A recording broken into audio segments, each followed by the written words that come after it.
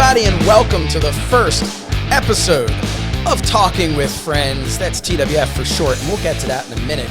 I'm Josh Shernoff. You know me as the weekly tour guide into the mind of the meanie, but today I'm just talking with friends, hence the name. But who are these friends? Well, they're people you've heard about on the Mind of the Meanie podcast, but today you're going to learn a lot more about them, and you're going to get to be able to put a face to the name. So first, he is the creator of Meanie Tunes, the creator of Short Stories with Swoggle. He's an author.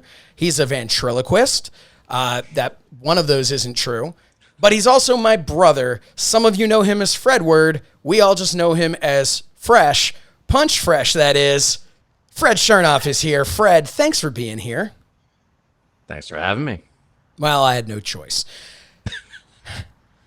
Also joining us, he is a man that many people don't see because he's usually behind the camera, but today he's in front of the camera. You've all heard about him on the podcast. He is Mr. Calvin Tan, a magician, former wrestler, as is Fred. He's a prestidigitator, amongst other things. But Calvin Tan is here. Calvin, thank you for being here. Thanks for having me. And last, and maybe least, he is my nemesis, my arch rival in the old TWF days. He is a former TWF tag team champion and TWF world champion. He is a exercise physiologist and a color commentating extraordinaire. Ladies and gentlemen, Matt Mangol is here. Matt, thank you for being here. No, thank you, and you're welcome. It's great to be here. So enough of all that stuff. Let's kind of just explain to everybody why they're tuned in, whoever stayed through those introductions. This is a show, like I said, these are my best friends, and this is an opportunity. I always kind of mention them a little bit here, a little bit there on Mind of the Meanie, but this is an opportunity for all of you to just kind of get to see them, get to learn more about them, and get to learn more about me, see me in my element here with this group of guys. We kind of went back and forth on what type of topics we should have or whatever, and then we thought for the first episode, the best thing we could do is just talk about how we all became friends, especially since that is completely intertwined with professional wrestling or non-professional professional wrestling as it is. So guys, we're going to get a little less formal at this point. And do you remember how we all first met? So I guess Fred and I have known each other the longest. We met when you came home from the hospital. Yeah. And I asked you to be sent back, and the rest is history. Yes. I never went back. I never went away. And then Calvin and Matt, you know each other the second longest, right? Yes. Middle school. 6th grade. Yeah. I've known them since 6th grade too. It was just okay. Wasn't as close a friendship. But yeah. Let's Fred, you had more of an impact on me. Yeah. I was hoping we could avoid that. Yeah. Let's talk a little bit about that in your early days. Sixth grade English class. 6th grade English class. Matt, would you like to tell this story of some of your earliest interactions with Fred? I might as well go down memory lane. We have this guy right here, right up top here, was sitting next to me in middle school, as you said, Miss Boyd's English class, and we had a quiz or test, whatever it was. Anyway, we were sitting there, and we had to switch papers to grade each other's papers, and then the teacher would go through the answer key, and then we would go through. Now, I was under the impression that we were good as it were, but that soon changed when Fred decided to raise his hand and inform Miss Boyd that she had mistakenly marked a couple answers on my quiz correct, and thus she needed to delete them from my record and increase my wrong answers. To which I turned and gave him a look much like this. And she goes, she uttered the immortal phrase, Matt, with friends like these, you don't need enemies. That's right. And Matt took that So, to say, maybe we should just be friends for the next 30 years. Yes. Yeah. But so I remember, and then we'll get to how like we all kind of, I remember meeting Calvin at Challenges in the Willow Grove Mall. Anyone who's a fan of the Goldbergs TV show, they go to Challenges a lot. It was an arcade in the Willow Grove Mall in Willow Grove, Pennsylvania. And I remember Calvin there with his Mortal Kombat shirt. And like whenever I'd be there and see it was probably only one time, but I've extrapolated it in my memory to be multiple visits. But Calvin Tam was there, and it was just kind of like Fred would just be like, "Oh, it's my friend Calvin from school," and that was it for me. Fred, how did you become friends with Calvin, and was it as destructive as your friendship with Matt began? I never had a real opportunity to screw Calvin over. There's still time.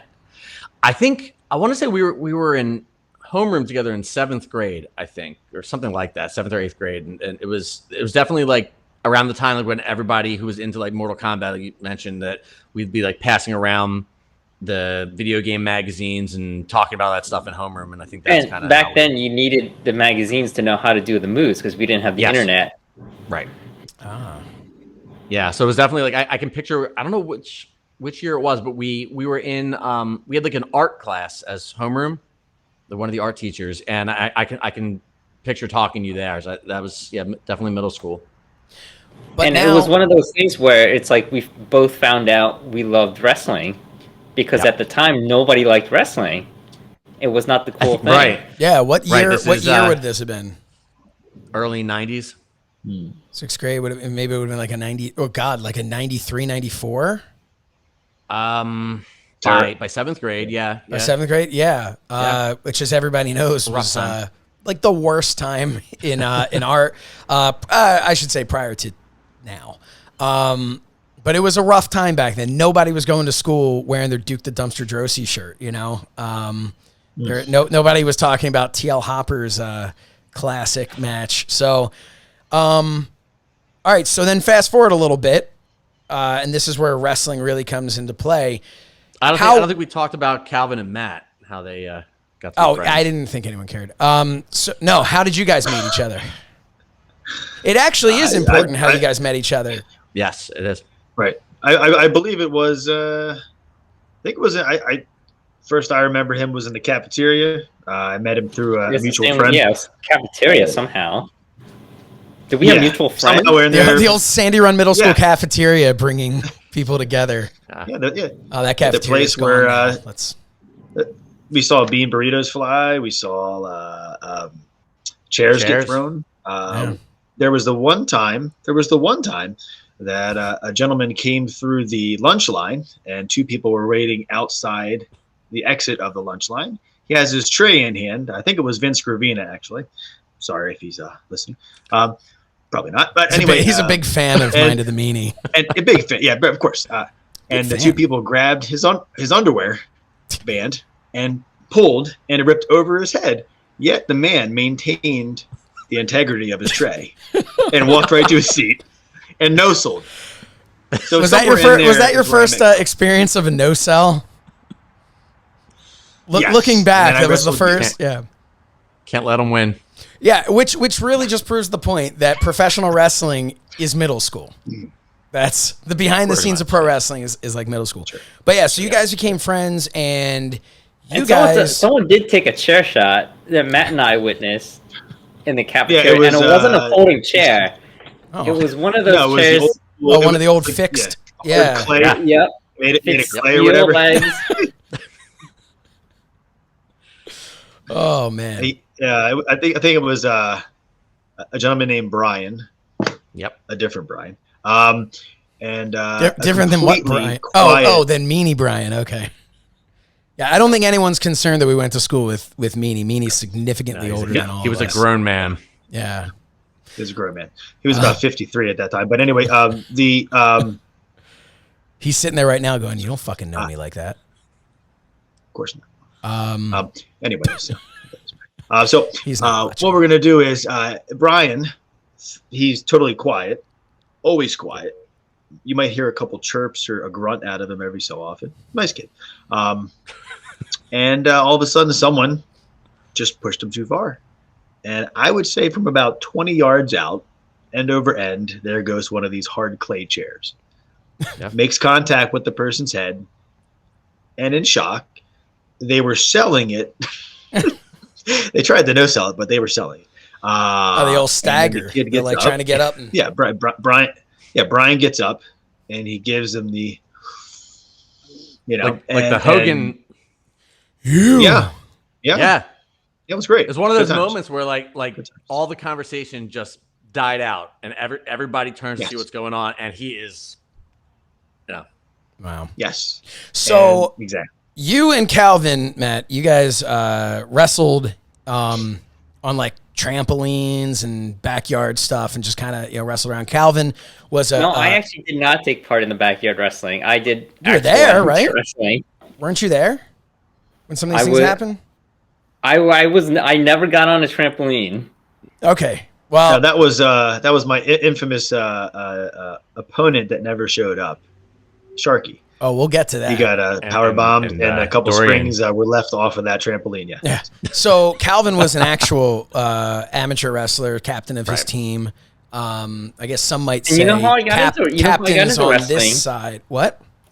You know how I got into wrestling? It was I was getting the WWF magazine, and I think someone wrote in to ask Bret Hart. They wanted to become a professional wrestler, and if Bret Hart had any advice, and Bret Hart said, "You should start by joining your school's wrestling team, get into amateur wrestling." So I'm like, oh, I would love to be a pro wrestler one day. So let me go join the wrestling team. That's awesome. So you Matt Mangol all that to that editor that posed as Bret Hart. Yeah, Vince Russo. Vince Russo's responsible for your. So Matt Mangol left us for a minute. He's back now. I apologize. That's fine. I'll just remind you that this is a video show. Oh, I know. No, just so you know, just so you'll be outed for whatever you do. Just work it a little more as you're walking out. Yeah, next time you're walking, hate to see you go, but we love to watch you leave, Matt. So let's talk a little bit. Take a bump before I head out. Yeah. Okay, let's talk a little bit about how we all became friends. So the show is called Talking with Friends, which was actually a name Mangol came up with because it A, is exactly what's happening, and B, the acronym for that is TWF. And TWF has been... That is the glue the base of our friendship was TWF. Yes. TWF has gone through different stages. As you can see behind me, I have the TWF belt that I always have. And on Mind of the Meanie, I've talked before about what that is. And that was the Teenage Wrestling Foundation Championship belt. So I was 15 years old and decided that I wanted to be a professional wrestler. Sure. And I was 15. It was enough already. I was finished waiting. And we had gone. So obviously we knew Bill Apter. Fred and I knew Bill. He was in our neighborhood, and that's a long story. Everybody knows already that we were close friends with Bill. Through the WWF magazine, we saw a thing just like Calvin Tan. WWF magazine's responsible for all these things. We saw an article on the Wild Samoan Training Center in Allentown. Was it the one in Allentown? Whitehall, yeah. Excuse me, not all of us lived up in Allentown. But so it was the one in Whitehall, Pennsylvania. And when we realized that was so close and there was like a ring, and then we were talking to Bill and he's like, yeah, you could probably like rent out the ring or do something. They rent it out for parties. Yeah. This is back before anyone got sued. And so we called and we spoke to Afa's wife, Lynn. And long story short, our dad took Fred and myself to Afa's school, and we were all like, we were ready to go. To the extent that I brought with my foam WWF belt that was called the WWF Kids Championship belt at that time. That was our backyard federation. in the time. There was no violence or chairs or light bulbs in our backyard federation. It didn't work that way. Pillow chairs. Pillow chairs, yeah, which Seth Lyons, who went by the name Perfect Seth, needed to be hit like 1,000 times before he would fall down. I'd say, how would that work out for him now? But he's like a high belt in Krav Maga, so Is it really? Yeah, so we'll back off on Sethy Poo 1. That was his AOL screen name. Anyway, so we went there. We were both wearing jeans and t-shirts.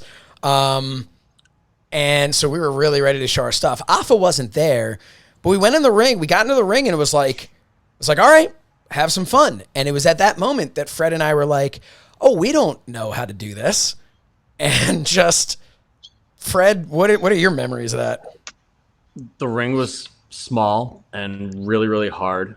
And we didn't know how to bump, so we weren't going to do anything like that. We just kind of played around a little bit and tried different things and worked like random matches and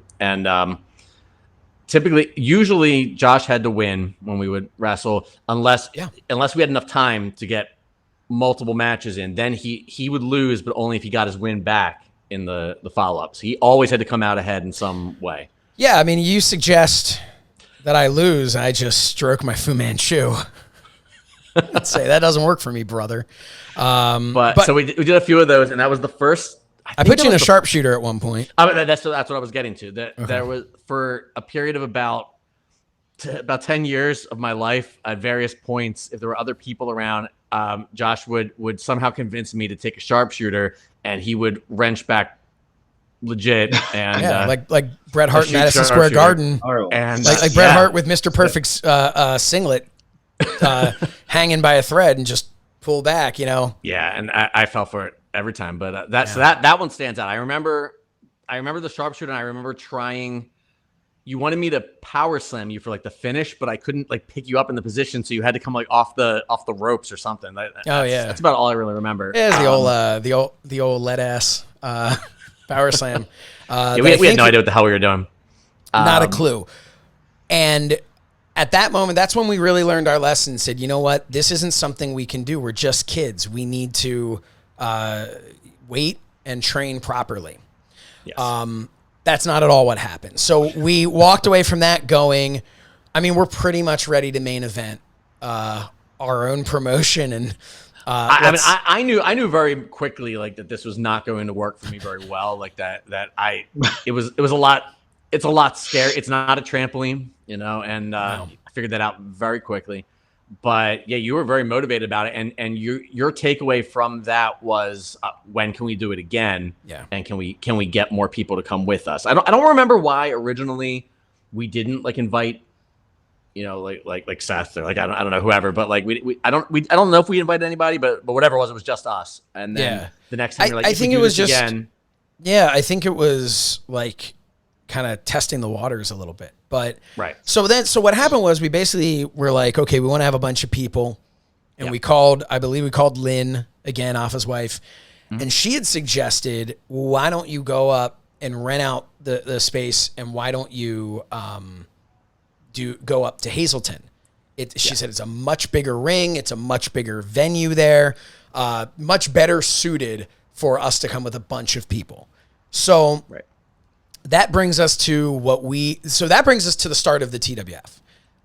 The event was called the 8th Day. And the reason it was called the 8th Day was because it was like on the 7th day, God did this. On the 8th day, the TWF was a wrestling event. It made no sense. It was, I think I was going for something like Genesis or like, something like the beginning of something. Yeah. Right. But it whatever. So, but at this point, it was called the TWF, and that kind of came from we had always had. I took our backyard federation, the WWF kids, very seriously, more seriously than anyone else, and more seriously than I should have. But I took it very seriously, and I realized for us to reach that next stage of this company, that we needed to change the name. So I went back and forth over like Dresher Wrestling Federation and like, cause we lived in Dresher, Pennsylvania. different things like that. And then I finally settled. I said, you know what? We could be, and like I got this, because in the back of my mind, I kept knowing that there was no way this could be anything. We're not professional wrestlers. So eventually I realized it's like, no, we're not professional wrestlers, but we could be like the little league of pro wrestling, because there's no little league. There's no pee-wee football for pro wrestling. And I thought, why not? There's real sports have, elementary school age kids doing it, and theater programs for as low as elementary school and below. So my thought was like, well, pro wrestling is basically sports and theater combined. It didn't make any sense to me why pro wrestling couldn't have a little league. So I realized, hey, we're teenagers, and I love the Hart Foundation, so we're not going to be the Federation, because it was the WWF, and we didn't want to confuse the marketplace. So we became the Teenage Wrestling Foundation, TWF, and that was really the start. And that brings it to, I had a conversation on a bus with John Brody, and my friend from school, and that's when we came up with his great character, Avram Baruch, where he was a Hasidic Jew, using his actual Hebrew name, and he had payas and everything. I mean, he didn't really; they were working payas, but we came up with all that, and I had him, and I had Hillbilly Noah, as my buddy Noah Lichtenberg, who doesn't want to be presented in a negative way, but Noah we called him Hillbilly Noah. And that was it. And I still had my group called the Wolfpack, which I'd like to say was a coincidence, but was just completely stolen from the Wolfpack. Something I would do many, many times in my career. So from there, I said to Fred, we need more people. And that's kind of where Calvin initially comes in. And then we can kind of skip over that show, because I don't know that anyone cares. Yeah. Well, I wanted to jump back real quick. The Wolfpack thing made me think of it. When you talk about, we went and we were wearing just like basically street clothes, and wearing jeans. The irony of that is that you had a lot of outfits, a lot of gear that you had never really worn for any real purpose. Is Scott Steiner about to enter your garage? Yeah. We had in the basement, we had wasn't it like a Phillies locker or something like that? Yeah. And it was filled with just, you would use fabric paint and design gear for yourself. I cut up my gear. I'd cut up jeans. I do whatever I could, whatever I could come up with. So you always had fully accessorized, but but not that one time in Allentown. But no, because I was a little embarrassed. I think I was embarrassed to show up in my gear. With the puffy paint, with my puffy paint gear. Hey, it was the 90s. But we needed people, and and I talked to Calvin that we were in. God, it was our senior year. We were in social studies class, I think, and I think it was government econ that year. And I remember talking about it, and I was like, if you have anybody you think might be interested in coming along. And Calvin at that point, I think we'd hung out one time you'd come over to play some music in my basement. But we've been friends for years, but we never hung out outside of school. So invited him to my bar mitzvah, he didn't come. Yeah. Time? Oh, of course not. But I was surprised. I didn't know I didn't know if he'd be up for it, but Calvin was really excited, and he said he could think of a few people who might want to do it. So take it from there. So Calvin Tan, we're going to skip over some things, because you can find actually on Fight TV. There's a 20-year retrospective of Beyond the Grave with myself, Noah Sokoloff, and Calvin Tan, where we kind of talked about when I first came to Calvin and asked, about being a part of it and everything. So definitely check that out. Again, it's on Fight TV. It's called something, called Beyond the Grave 20 years later or something like that. But so Calvin showed up to that, to kind of just skip through to bring where Mangol wasn't there at Hazleton. But Calvin, I remember a couple of things when you came there. So you were there with Rod and Noah, and Noah was driving to Hazleton, driving really fast, eating a hoagie. And then you got there. Tell us a little bit about the spider in the WXW locker room. Or bathroom, rather. I mean, so we get there, and I guess we got there late because you guys were already in the ring. Yes. So we're like, all right, go get changed. So I'm like, all right. And I guess I just didn't think that it would be a locker room. I'm like, oh, okay, I guess I'll just change in the bathroom. So I go in there, and it was the grimiest bathroom ever. It had like go into like a layer of grime over everything. And so I'm changing in there, and I look over, and there's this giant spider, like on a spider web, attached to the toilet bowl. And I'm like, oh man, like I didn't want to touch anything. I'm just like, I changed real quick and I got out of there. And then later I found out there was a locker room I could have changed in. Yeah. So we were there, so we had some fun. One of the big things that I know Jacob Fatu from MLW, the MLW World Champion, has been pushing heavily for is a rematch with this. But oh man, but Lance, does Lance just go by Lance on Hawaii or? I'm not sure. He had a gimmick name for a while. Years ago. Samoan Thunder, I thought, right? Yeah, that's it. Yeah, but so one of the Samoans, so he was there. I guess was he Samu's son or what was the? I think so. I don't remember, but so. He was like 6 years old or something. Yeah, and he came into the ring and just beat the crap out of all of us, which was great. Yeah, yeah. You didn't have to know how to sell when he was in there. Yeah. Oh man, it's the Samoan. Yeah, 7. So Afa's there. We met Afa. He comes by. And I remember we're in the ring, and he's like. You have any questions? And I was like, yeah, how do we bump? And he's like, what did he say? Something like, oh, you got to pay for that, or you got to like. I think was it bumping or running the ropes? I remember that you asked him how to run the ropes. And maybe it was running the ropes. Yeah, I probably didn't. I didn't bump. But he said, yeah, you got to pay for the class. Yeah, you got to pay for the class. Which I did years later, but that's a story for another time. So fast forward from this event, we had a lot of fun. We stayed for the WXW show afterwards where someone in the balcony threw their underwear. We did. I mean, this is when the little Samoan beat us all up. That was like a battle royal we did with a lot of the WXW wrestlers who, like when you look at it now that we were just a bunch of like scrawny kids who had no business being in there, they were all really cool. Oh, they were super cool. Nobody like took liberties. Yeah, that's a good point. You look back on it and you easily could tell a story like, yeah, these kids were in here, so we're going to go in and rough them up a bit and teach them about the business.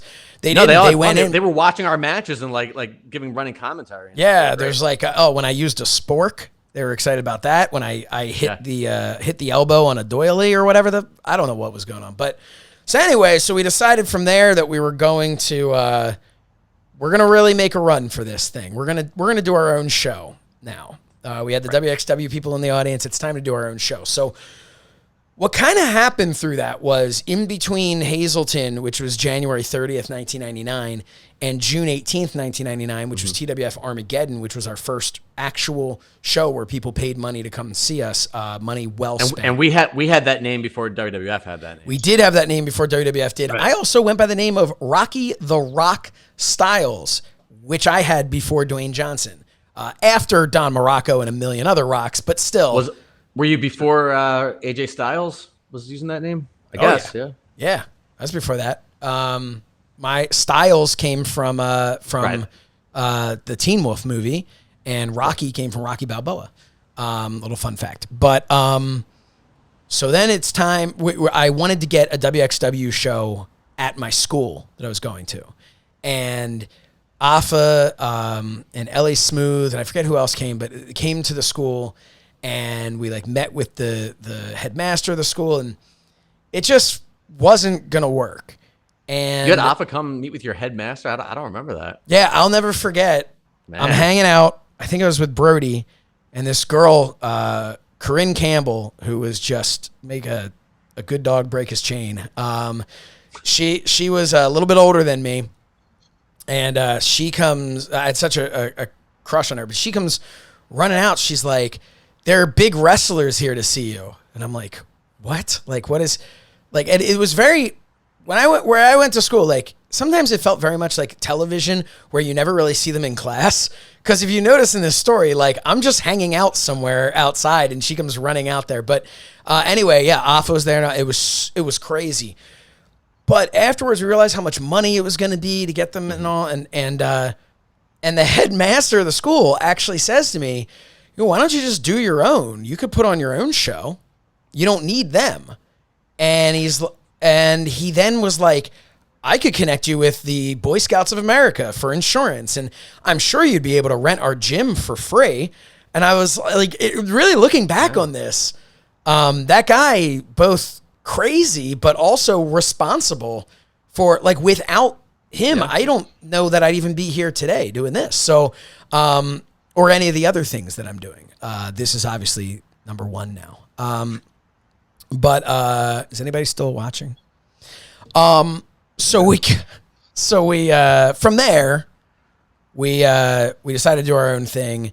We got the insurance. We rented a ring from Jim Kettner, and that is when, come April of 1999, was when we all got together at Fred and my grandfather's real estate office, an office where we would one day go to work. But at the time, we borrowed the conference room on a Saturday afternoon. And that was the first time I met Matt Mangol. Calvin brought, you brought Mangol, and you brought Dorian Porter, and I had Brody, and Sokoloff. Fred, you were there. Sokoloff was Noah Sokoloff, Andrew Sagan, JR was not there yet. No. JR didn't make an appearance until Armageddon because he was a DJ and he ran so he did the music for us.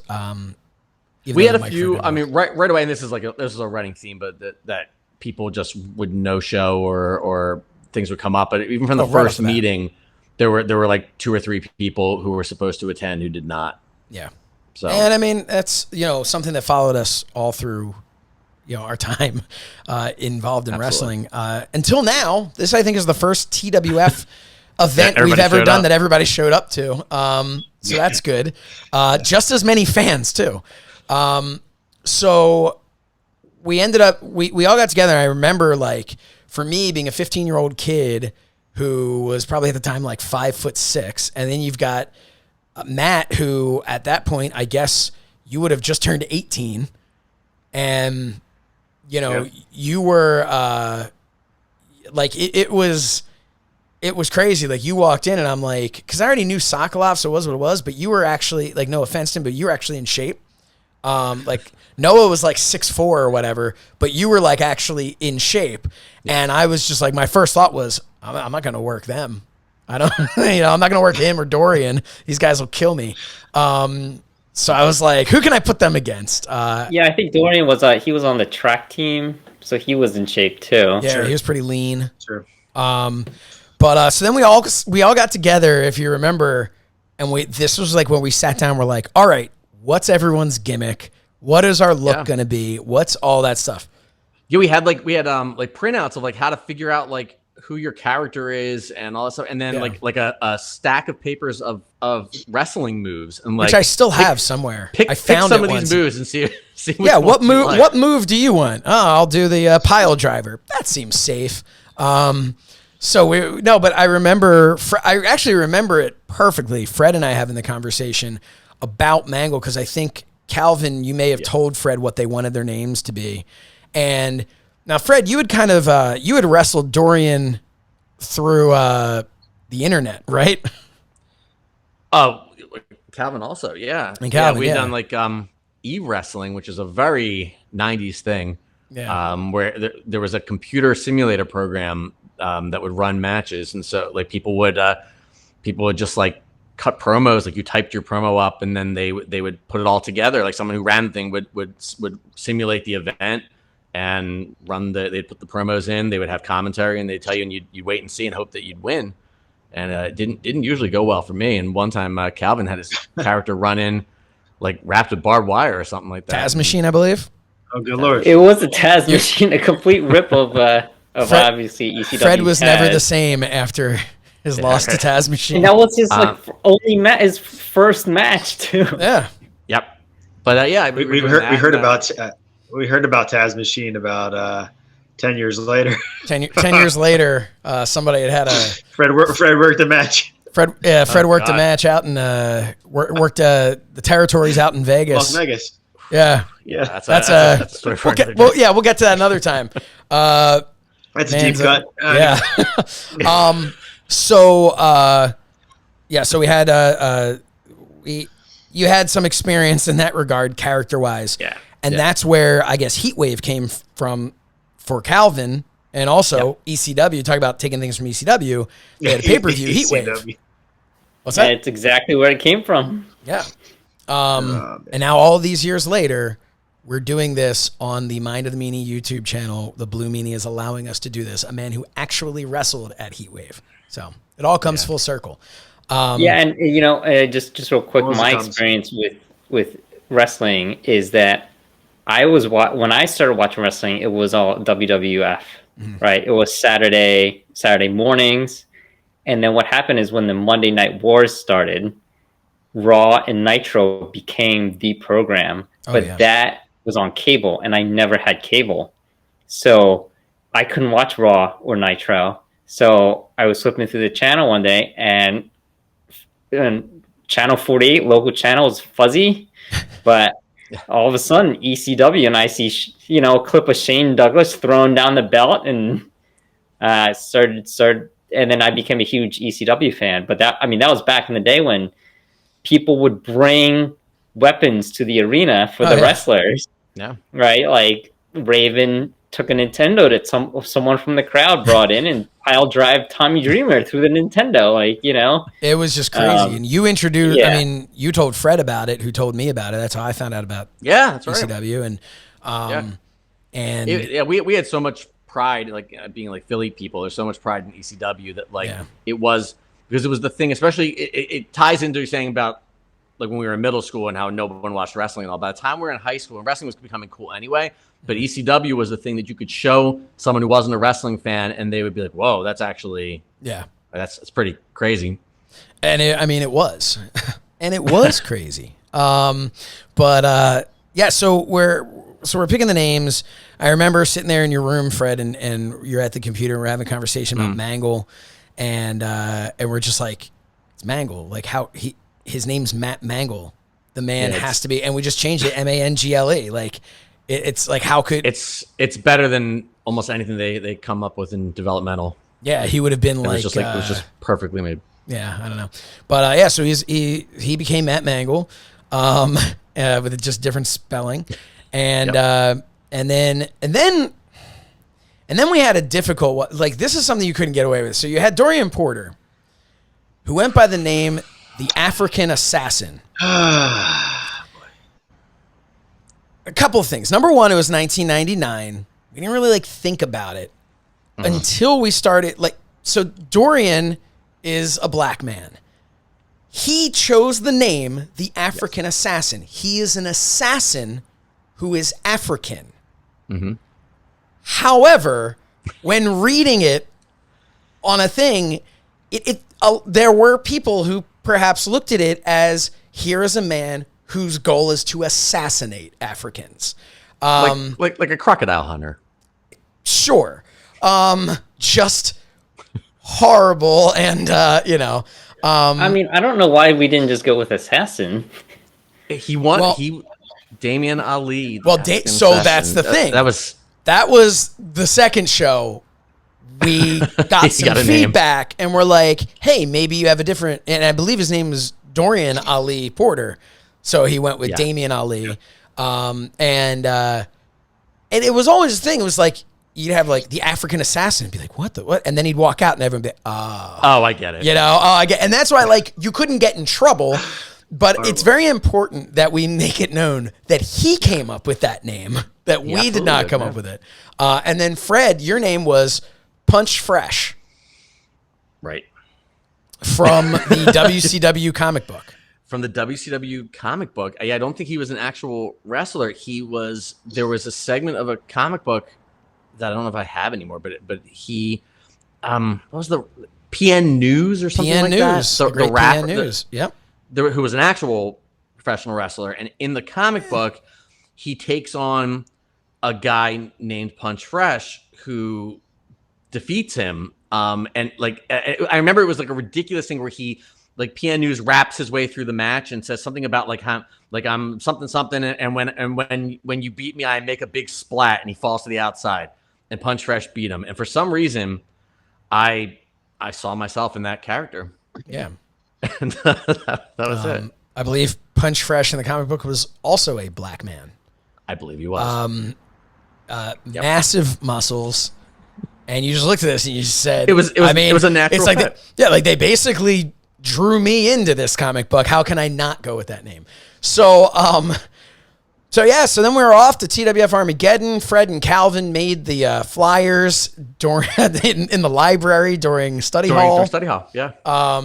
And Calvin was the only person who knew how to use Photoshop back in those days. And we talked a little bit about this on the special on Fight.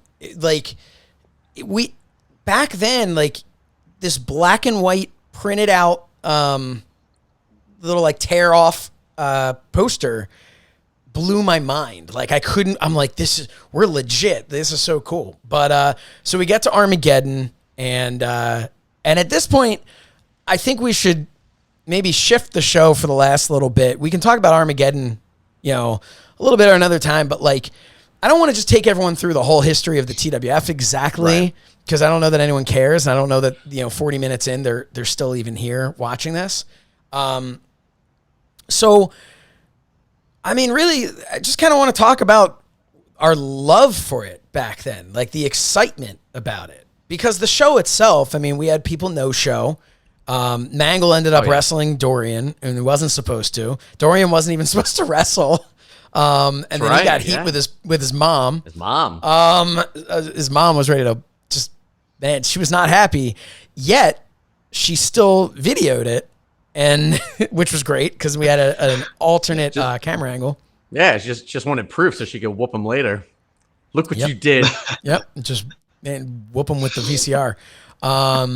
But Mangol, just like for you, what was that like for like Armageddon, just to be able to finally like get into a ring, and you're a big wrestling fan, and it was cool. But at that point, I literally never been inside of a ring before.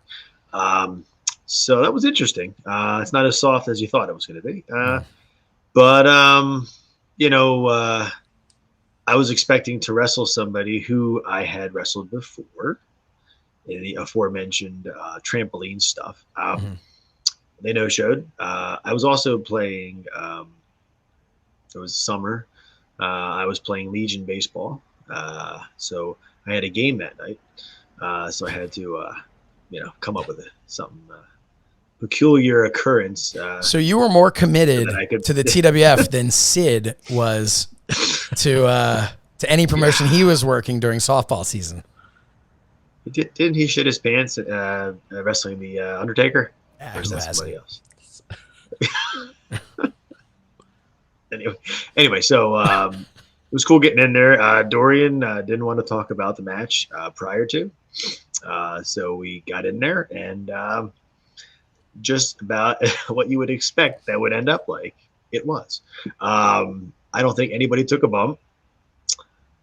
We actually had the same outfit, with the exception of the color difference with our. No. Okay. Oh, the color difference of the beater. Yeah.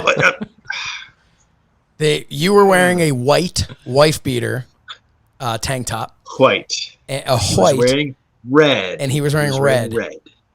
Yes, which also matched the ring, which I know pleases you, Josh. But anyway, so we're in there. I think we worked about a 47-minute match. I think we did about 30 things, a couple punches. I think we tried a spear at the same time, which worked out very well. That's right. Yes, it was terrible. So to save the day from the shit show that it was, Calvin comes down to the ring with 2 tag belts and tells us basically, take these, stop wrestling, come to the back. The ECWA we did. Tag belts. So we did. Jim Kettner gave us to use.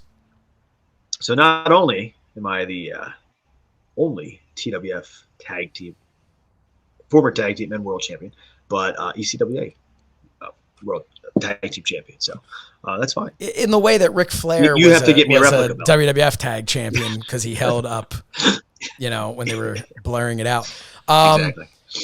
So my first match was actually in the ring there that night was with Calvin Tan, where Calvin did some springboard stuff, and it actually was fairly good for how horrible it was, the match, It was. And then, I think we ended it. That was another thing. I picked you up. You were supposed to get hit by somebody who I think no-showed or whatever it was. I don't know. It was a cluster, but it was fun. Yeah, I think I did a good job selling for you. Oh yeah, absolutely. I did the job.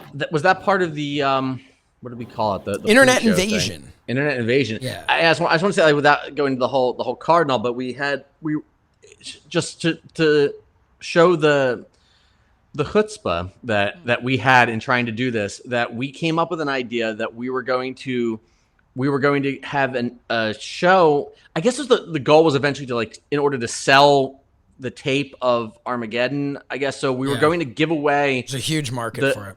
We were going to give away the opening couple matches, which set up a lot of the matches on the main card on this internet invasion thing. In 1999, we thought we were going to broadcast a show on the internet. I don't know how we thought we were going to do this, or even to digitize the footage. In 2021, it still blows my mind that we're able to somehow get this on the internet. It was a ballsy idea. It was Fred's idea. I think yeah, you're ahead of your time. We both had a lot of big ideas, and I think everybody was just so excited by what we were doing and being part of this thing, and that as fans of the business, that we could actually get in the ring and perform in front of a crowd, that we were just spitballing ideas, and it was like an what do you call it, like an echo chamber, where everybody was like, oh yeah, that's great, and nobody stopped to think if any of this made any sense at all. It didn't, and that's the thing. It didn't matter because we had so much excitement, so much energy, and it was when we finally started. Some of us started wearing gear. I actually wore a singlet that was tie-dyed singlet with this logo on it, which is what this shirt represents, and then of course mine had the meanie. But yeah, I mean, it's crazy to look at almost 22 years later. Yeah. We had a lot of fun, and that was really, I don't know that this episode appeals to anyone other than just to learn a little bit about us, but that was really the start of this group friendship that we have. Obviously, everyone there was connections individually, but this group of us, that was the start almost 22 years ago. Well, if you think about it, right? Today you have the internet and you have social media where you can meet and interact with people, right? That have the same likes as you, right? Whatever hobby or whatever you're into. For us, we didn't have that. Right. We just happened to just through school find out that we all loved wrestling, and then it became this thing, and then we got together and we talked about it, and then we kind of just made it up as we went along. And I think the key thing is that we couldn't really look anything up either. No, I mean, Fred found that, the Jericho armbar list pretty much of wrestling moves. That's about it. But, and then we would go on in a story for another day to talk about, the show at the Fort Washington Expo Center that we did, and that's, we'll go into detail on that one day, but there is the Fight TV special about that. But in general, one thing that I would say is 22 years later, for all of us to still be, this close, it shows what wrestling can do. And, I think I speak for all of us when I say the only reason we can't really confirm or deny whether or not some wrestling is bad today is because it's so bad we won't even watch it. But then there's some wrestling today that's great. And I just won't say which one's which in hopes that someone will just hire me. But I think, to me, I said this on the Fight TV special, I was chasing the high of the TWF, of the Teenage Days, specifically Beyond the Grave, but which was October 99. But I was chasing that for my entire wrestling career, and I couldn't find it because even though my matches got better and our matches, and Mangol and I would have tons of matches with each other and stuff, and even though all of our stuff got better, you can't, I mean, the excitement, the youth, the time of when this was, nowadays, this isn't, like, you can't do this now. You shouldn't do it, but you couldn't do something like the TWF, the Teenage Days. You couldn't do that now. And if you did it, if you could do it, it doesn't really matter. Cause like everybody is like, everyone's on TikTok or whatever the hell, breaking through tables. Like, it's not, it was a different time. And it really, it forged our friendships. Definitely did. Yeah. I think go ahead. No, please. I was gonna say it's. I mean, it's definitely a right place at the right time thing. Right people, sure. Right place, right time. But I think too. I think there's a passion to it because it was never that successful for us. That we obviously had dreams later on, especially of this is going to be something where we're running monthly shows continuously forever, and maybe more than that. As the demand grows, and because especially in those early days. It was so infrequent, and then it was over that it became like I can relate it to in theater that I always felt I did a lot of community theater and high school theater, and then I briefly did summer stock professional theater, and I found at the time that when you're doing shows multiple times a day, like every day, it's just a job, and the passion that the amateurs had in theater of like we only get to do 2 or 3 performances, and we work so hard, and we're all a team, like. It reminds me a lot of that we were a team of people who no one thought could do this stuff. And because we did it so infrequently, each event stood out so clearly in our memories and was so distinct. And it never became just a job, just a routine. We were always like super psyched about what we were doing. Yeah. Until around 2002. But that's a story for another day. But yeah, hey, before we, start wrapping things up and all of that, and I do hope that everybody will, follow us on social media at Mind of the Meanie, but you can follow me at So Says Shernoff, and let me know what you think of this. Leave some comments. Let us know. Hey, we love these stories. Tell us more. Hey, stop talking about this stuff. No one cares. Let us know whatever it is. We'll talk about whatever you want. Yeah, we'll talk about anything you want. And that's what I was kind of thinking we would do now before we, before we wrap things up. Just be like, what's up, everybody? Like, what are you up to? What's going on? Fred got a shot. I did. Got my vaccine yesterday. Yeah. Got to go back in March. Yeah. So I tried to get a vaccine. You can't get them anywhere here. No. So we should point out that Fred's. You did register? I pre-registered. Oh, you pre-registered. Okay. So obviously, when they get to wherever I'm supposed to be, they'll let me know, which is not going to be anytime soon. No. Sometime this year. Yeah. Oh yeah. Eventually. We're entering WrestleMania season now. We are. I just heard today that Snickers was going to be that they were going to be sponsoring both WrestleMania and the main event. And people were like up in arms, like, wait a minute, Snickers is going to sponsor the main event? And I'm like, I got to tell you, of all the things that have ever bothered me in wrestling, I could not care less about that news. Like, I didn't find it. Why are people upset about that? I don't know. Well, because it's freaking internet, wrestling internet. Like they just. I mean, if you look at things like a lot of these businesses need sponsorships to fill out, the revenue coming in. Like if you watch hockey, like it's the first time that NHL has allowed ads on hockey players' helmets. Because they need to make money somewhere. This season, there's whatever logo of whatever company to put on whatever team's helmet now for just a season.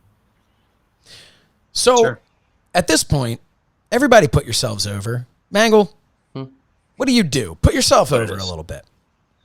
What do I do? What do you do that you want people to know about, I guess? Well, I own a personal training studio in Glenside, which is outside, it's a suburb outside Philadelphia. I've been doing that. I've owned that business for about almost 8.5 years. So I do live, and these days I do virtual. I work a lot, but Thursdays I have a couple virtual appointments, and then I chill with my daughter, who's 1.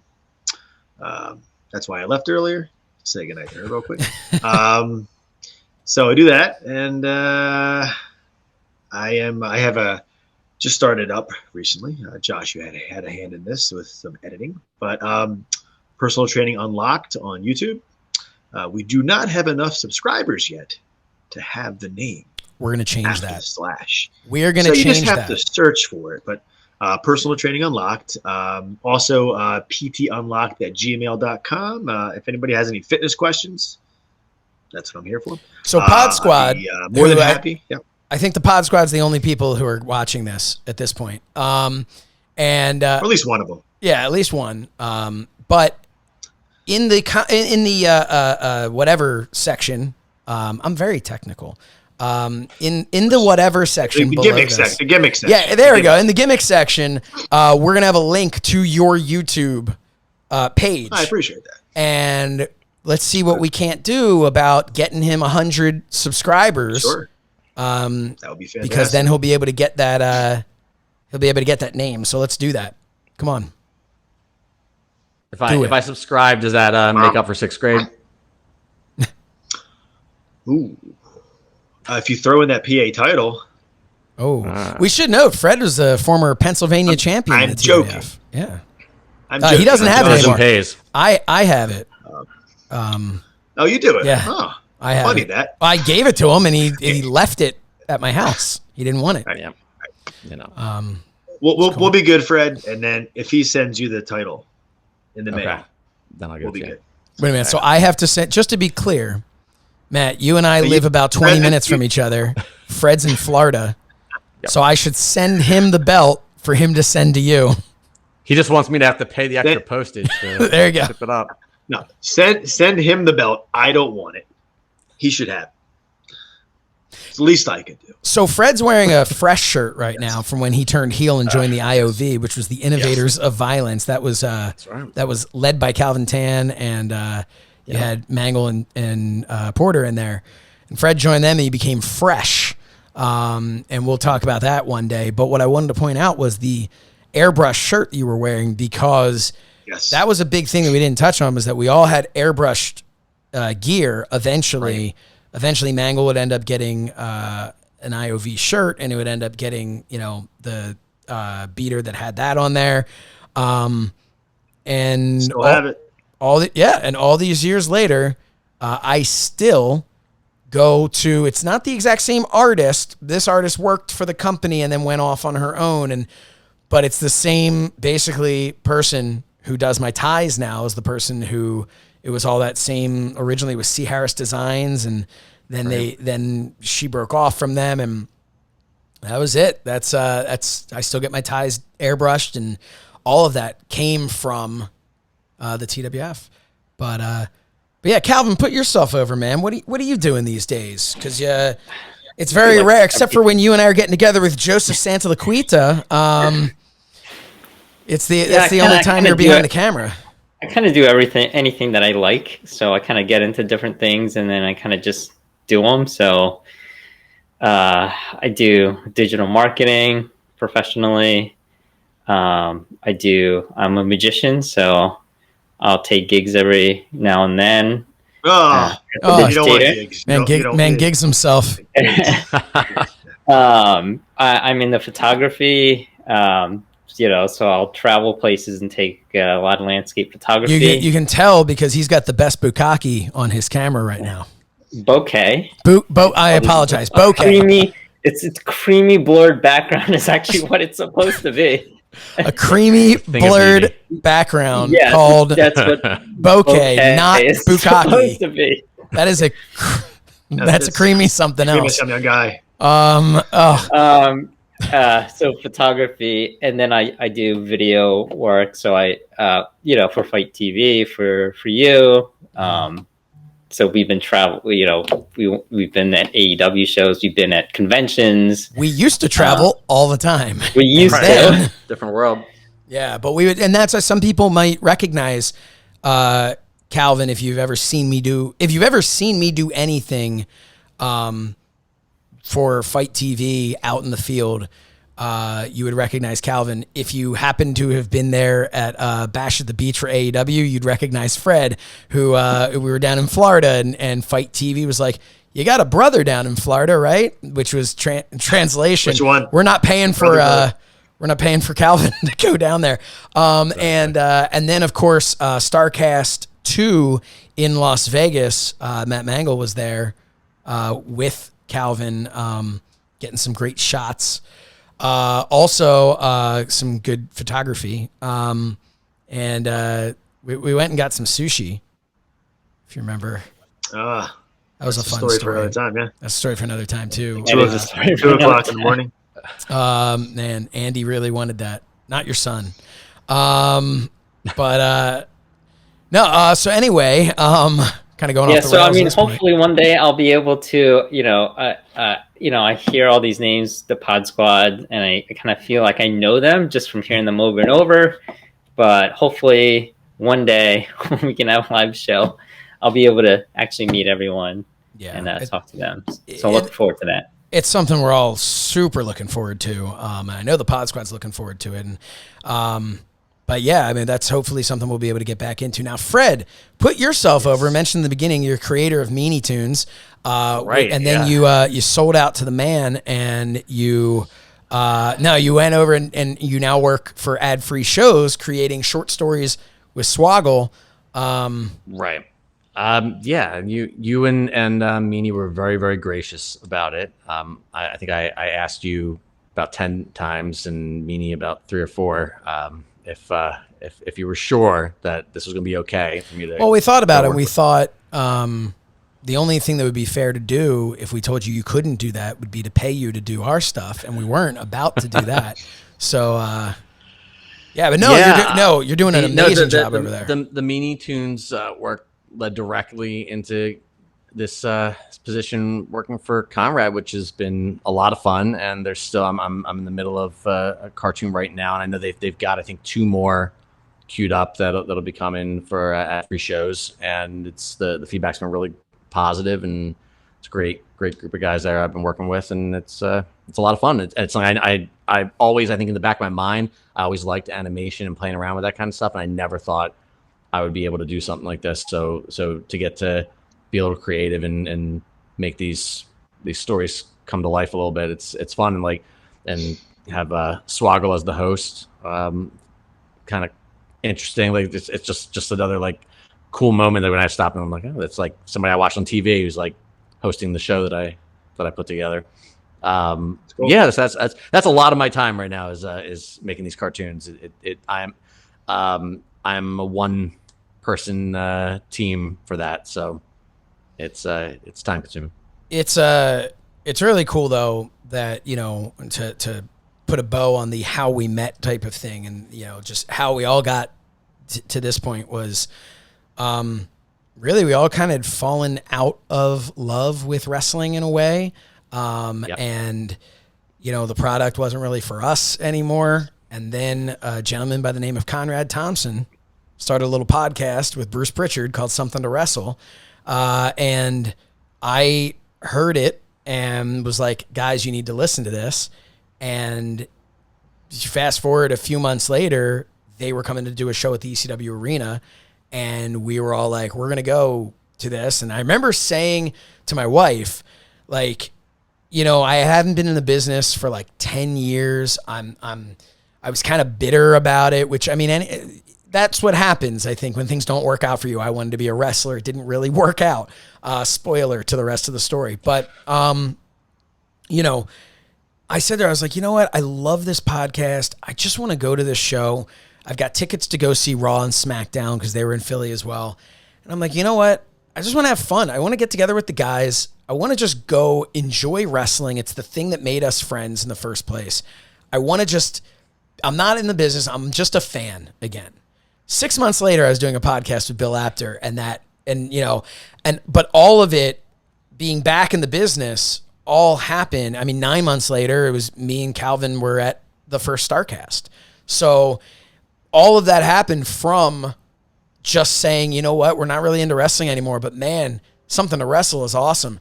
So the fact that you fast forward a couple of years and all of us in one way or another have now been able to work with or for Conrad, including Matt, out in Vegas, and hopefully, more times in the future. I should say too that like I was mentioning like Swoggle and all, like by the time we went to see that show down in Philly, Conrad was the person we were most excited to see. Yes, with all due respect to Bruce Pritchard and everybody else. Yeah. So I had never been, working for almost 20 years in the real estate business. I had never been such a mark for a mortgage broker.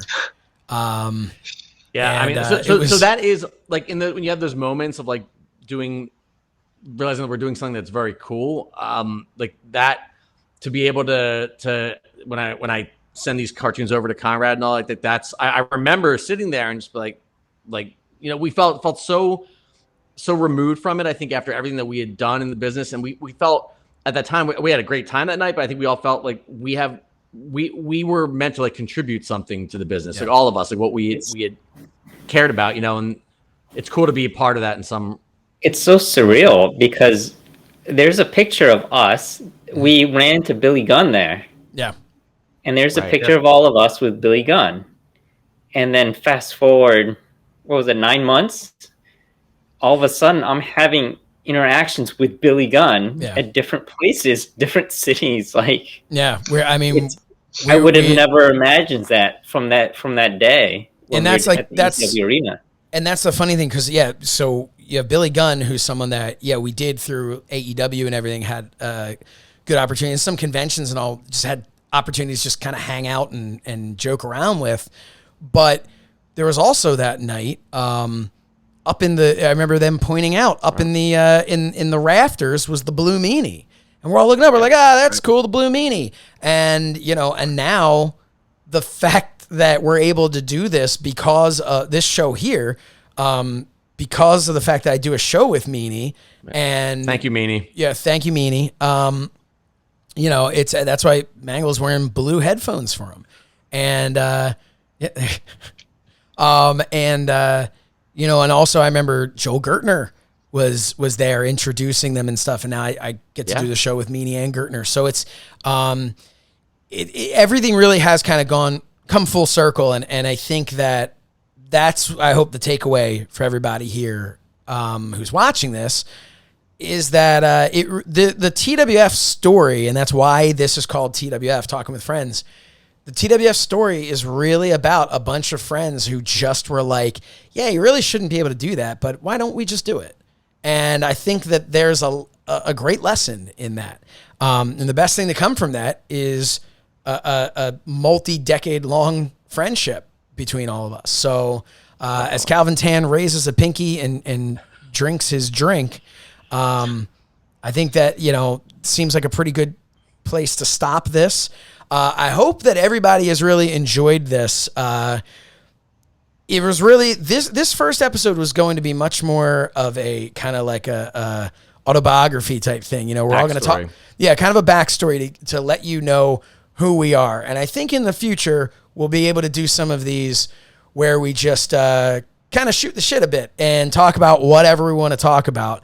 But we wanted you to kind of know who we are, why we're here, and a little bit about our backstory. So, and I'm sure there are many more stories to come. Like we haven't even talked about our trip to Canada, What about Gangrel in the bathroom, Josh? Gangrel in the bathroom, the Tanpire, as Meanie calls him. Yeah, but there's a lot. There's a lot to tell. There is a lot to unpack, as someone would say. The Sandman in There's West also Virginia. Oscar in the bathroom. What? Oscar in the bathroom. Oh, Oscar. I thought you said Oscar. Oscar in the bathroom. Yeah. From Men on a Mission. Oscar from Men on a Mission. Yep. That's there's a story for that too. Bathroom stories. We really do. We really do. I'm thinking of more as we go. Make sure to tune in the next time. Go right now. Subscribe if you'd be so kind. Click subscribe. Hit that little bell, because that will let you know when we come back with these. Because who knows? Is it going to be next week? Is it going to be next month? It'll be next year. Will there be a high demand? Will there be a high demand that we never do this again? We don't know. So make sure you subscribe right now. Follow us on social media. I'm pretty active on there at So Says Shernoff. Fred is at Frederick Shernoff, trying to really get a little bit more active on there. And then I comment on things. I like things, and I'm trying to interact. A lot of your subscribers have been really good about following me, and I don't post a lot, but I'm trying to be better about it. Yeah, I mean, some would say you're being better as a human being by not posting a lot on social media. Sure. But and then there's Calvin Tan at Underground Magi. I think he logged in back in 2013 at one time. Yeah, I don't really have much to say on Twitter, so I'd rather have you follow me on Instagram, because I like to post pictures there. Is that at Underground Magi? No, that's at Calvin Tan Magic. Well, I'm glad you told me now so that we can change the lower thirds before this airs. I mean, you can follow me on Twitter, but I'm just not going to say anything on there. Yeah. And then there's Matt Mangol. Matt Mangol, you're pretty active on Twitter.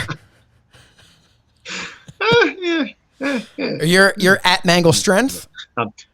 At Mangle Strength. We got to get on that better, but we're working on that. Yes. I'm going to follow you right now. It's all a work, Josh. It's all a work, Josh. It's all a work. All work. It's all a work. Well, that's all we have. That's all we've got for you. Again, for Matt Mangol, for Calvin Tan, for Fred Shernoff, I am Josh Shernoff. This is the new and improved TWF Talking with Friends, brought to you by Donnie. Hey, stop it there. Oh, the Donnie here. I'm gonna Donnie to Mangol real quick. Here we go. It's not working. We'll see you next time.